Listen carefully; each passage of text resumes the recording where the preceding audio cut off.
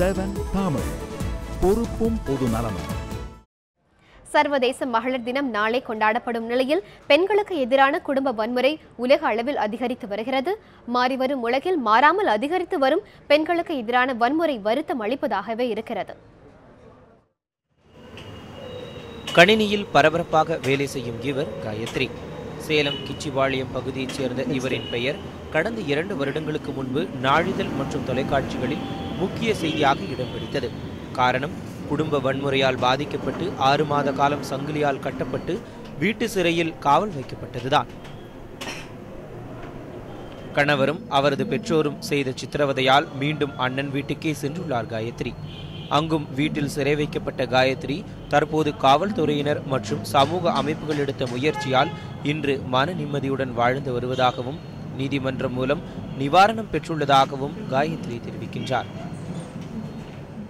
நான் கல்யாணத்துக்கு அப்புறம் எவ்வளோ பிரச்சனை ஃபேஸ் பண்ணி அண்ணன் வீட்டில் சங்கிலியால் கட்டப்பட்டு ரொம்ப மனசளவில் ரொம்ப பாதிக்கப்பட்டேன். ஏன்னா எல்லா ரிலேஷன்ஸில் யாரும் பேசலையே, என்னடா நெக்ஸ்ட்டு நம்ம ஃப்யூச்சர் ஆக போகுதுன்னு நினச்சிட்டு நான் அப்படியேவும் இருந்தல. என் மனசளவில் எனக்கு பாதிப்பு இருந்தாலுமே நான் அதை விட்டு வெளியே வந்து இன்னைக்கு ஒரு தனியாளாக பழசை எல்லாத்தையுமே மறந்துட்டு இன்னைக்கு ஒரு தனியாளாக ஒரு ப்ரைவேட் கன்சர்னில் ஒர்க் பண்ணிட்டு ஒரு நல்ல நிலைமையில் இருக்கேன்.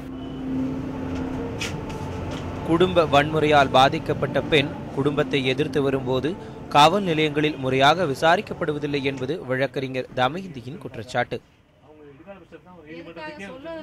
குடும்பத்தை தாண்டி தன்னுடைய உரிமைக்காக தன்னுடைய உரிமை பெற வேண்டி பொதுவெளிக்கு வரும்போது ஒரு புகாரை எடுத்துக்கொண்டு காவல் நிலையம் சென்றால் அந்த புகார் காவல் நிலையத்தில் முறையாக விசாரிக்கப்படுகிறதா என்றால் இல்லை.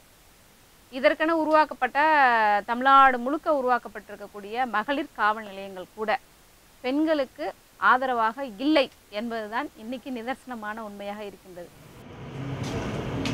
குடும்ப வன்முறையால் அதிக அளவில் பாதிக்கப்படுவது அவர்களின் பிள்ளைகள்தான் என்கிறார் குடும்ப வன்முறையால் பாதிக்கப்பட்ட பெண்களுக்கு மறுவாழ்வு அளிக்கும் ரூபி தியாகராஜன். இதுக்கு என்ன காரணம்னு பார்த்தா, குடும்பத்தில் வன்முறைன்னு ஏற்படுதுன்னு பார்த்தா பொருளாதாரம், பேசிக்காக பொருளாதார சீர்குலைவு, குடி. இந்த நாளில் ரொம்ப மெயினாக இருக்கிறது குடியினால் வர்ற பிரச்சனைகள் தான் ஜாஸ்தி. அப்புறம் ஒருத்தர் அண்டர்ஸ்டாண்ட் பண்ணிக்கிறது இல்லை. குடும்ப வன்முறை தடுப்புச் சட்டம் குறித்து மக்களிடையே விழிப்புணர்வு அதிகரித்தாலும் வசிப்பிடத்திலேயே ஒரு பெண் சந்திக்கும் துன்புறுத்தல்கள் தான் அதிகம். இவை முற்றுப்பெற வேண்டியது அவசியம். ஒரு பெண் முழுமையான சுதந்திர காற்றை சுவாசிக்க வேண்டுமெனில் பெண்களை போற்றும் பண்பாட்டை நாம் உருவாக்க வேண்டும். ரியாஸ், நியூஸ் 7 தமிழ், சேலம்.